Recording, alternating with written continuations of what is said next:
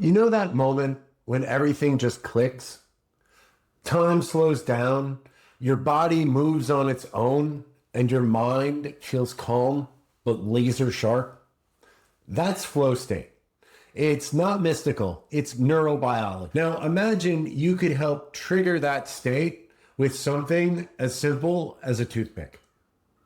Hi, I'm Paul Rooney, licensed and board certified acupuncturist and founder of Neurological Acupuncture of New Hampshire, where I combine the convenience of house calls with the gentle effectiveness of more than 28 years of acupuncture experience. Let's get started.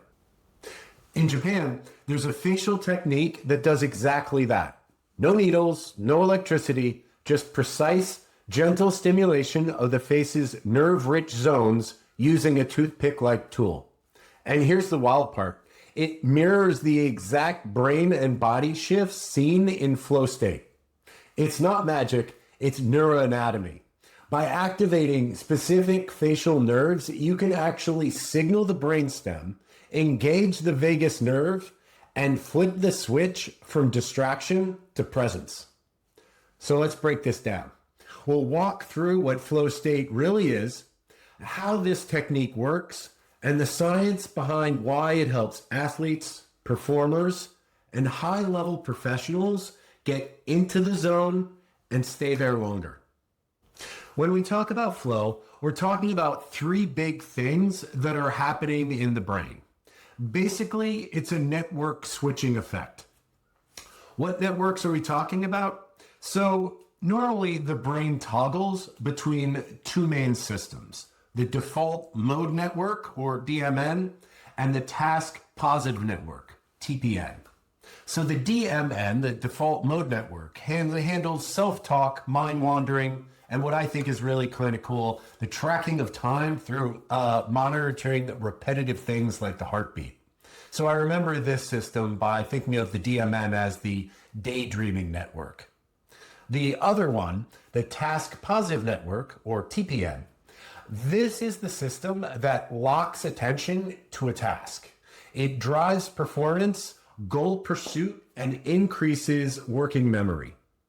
Between them sits the Salience network, a kind of switchboard, which decides what deserves your attention right now. It helps toggle between paying attention to what's happening inside of you and what's happening on the outside.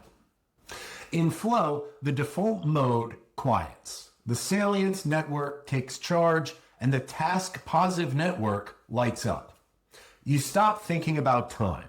You stop monitoring yourself. Self-awareness dissolves and focus feels effortless. And oddly as it sounds, stimulating the skin over certain facial nerves can help get you there. Your face is one of the most nerve-rich areas in your entire body. And the big one, the fifth cranial nerve, called the trigeminal nerve. It's the major sensory nerve of the face. So it has three main branches. The first branch, V1, across the forehead and the eyes. V2 is across the cheeks, and V3 is along the jaw and the chin. And when you stimulate these areas, in our case with a toothpick, you're not just activating the skin. You're activating thousands of mechanoreceptors that send precise electrical signals directly into the brainstem. And you know what is right next to it? You guessed it, it's the vagus nerve. This means by stimulating points on your face, you can modulate vagus activity through what's called brainstem convergence. Those facial signals are converging on a region called the nucleus tractus solitarius, or the NTS, where the trigeminal and vagus nerve literally share a conversation. When that happens, your nervous system shifts gear. As these facial points are being stimulated, they activate the same trigeminal vagal loop that regulates breath, mood, and attention. And the magic starts as your heart rate slows, stress hormones drop, your attention sharpen, you're calm, focused, and ready for performance. And that's exactly what flow state requires. So how does this work? I'm going to use the 4 neural pathways I activate every day with my acupuncture treatments as the framework. I'll go into depth on these in my upcoming book, Acupuncture Decoded. But today, I'm going to use them as a way of framing helpful and novel way of framing what we're going to be doing with the toothpick to increase flow state frequency and duration. The first pathway is the vagal afferent or sensory nerve activation. That shared hub in the brainstem I mentioned, the MTS, well, it feeds directly into the parasympathetic system. Heart rate slows, breathing deepens, blood pressure eases down, and internally, the neurochemical environment shifts towards stability and clarity. Acetylcholine rises, which is the neurotransmitter of calm focus. Serotonin increases, steadying mood and quieting the inner chatter. And norepinephrine is released in precise bursts, pulsed, and not the anxious kind of flood that floods the body with adrenaline, but the kind that sharpens perception and fine-tunes attention. This is the neurochemical footprint of flow. Calm but ready, relaxed but engaged. Think of pathway 1 as relaxed but zeroed in. Now the second pathway is the spinal brainstem modulation. And think of this pathway in the context of flow state as bodily distractions getting turned down. That same facial trigeminal input does something else remarkable. It activates a deep region called the periaqueductal gray, or PAG, the body's natural pain control hub. The PAG releases endorphins and dampens unnecessary pain signals. It's the same circuit that acupuncture uses to reduce pain and enhance focus. As those endorphins circulate, your perception of the body softens. Discomfort fades into the background. You're less aware of your muscles, posture, or tension. And as the brain's sensory gate closes, those bodily distractions are turned down. This is why athletes who are in flow state don't feel pain or fatigue until later, because the body has literally deprioritized those pain signals. Now, increased signal fidelity is a way of thinking about balanced pathway 3. Inflammation creates a kind of background static to nerve signals, causing feelings of tiredness, the irritability, and fogginess. When facial stimulation activates that vagal trigeminal bridge, you also tap into your body's anti-inflammatory reflex. The signals come from the vagus nerve, reaching the spleen and adrenal glands, reducing the release of inflammatory cytokines. So lower inflammation means less background noise.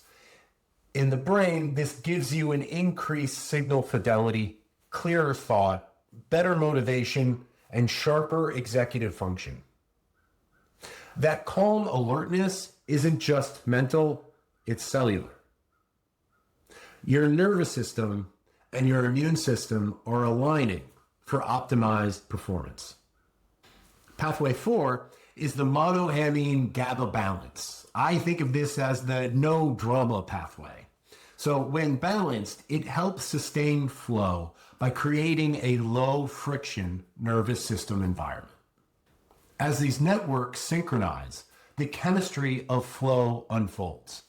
Dopamine increases, but not in a spike, in a smooth tonic wave that sustains focus and reward. GABA rises in the insula and in the anterior cingulate cortex, quieting the mental noise of self-evaluation and anxiety.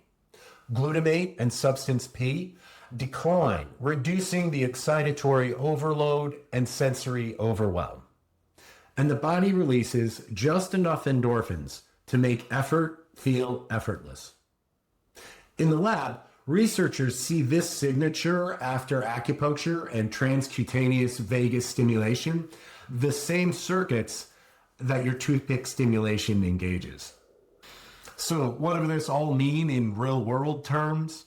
Well, when the default mode network falls silent and the task positive network takes command, your brain, it shifts into high gear, a kind of precision calibrated high resolution engine. Thoughts streamline, sensory input sharpens, cognitive noise vanishes. Athletes describe it as a time-bending time when things are in slow motion. Every movement feels inevitable, pre-calculated. Executives describe it as mental agility. Decisions arise without hesitation. Complex variables align in real time. Clarity replaces doubt. This is the Salience network in action, triaging input, prioritizing relevance, orchestrating peak performance. This is flow, not just focus, but focus elevated into instinct. Now, my patients experience within a few minutes of rhythmic tapping with my silver teishin on these points that suddenly their breathing slows, their minds clear, and the room starts to feel a little more silent. They're not sedated, they're tuned in. So Japanese facial acupressure with a toothpick at home, it's not a gimmick. It's a form of precision neuromodulation disguised as simplicity. By working through the trigeminal vagal axis, it lowers stress reactivity, enhances focus, and supports the brain chemistry that sustains flow. It's not about escaping the world, it's about entering it more completely. When your face tells your brain, I'm safe, I'm ready, the rest of the system follows. And from there, flow becomes something that isn't an accident, but a trainable skill. Now, if this fascinates you, join me and Dr. Annika Michaels of Evolve PT for our upcoming Flow Access class, where we'll teach you how to prime your nervous system for clarity, creativity, and performance.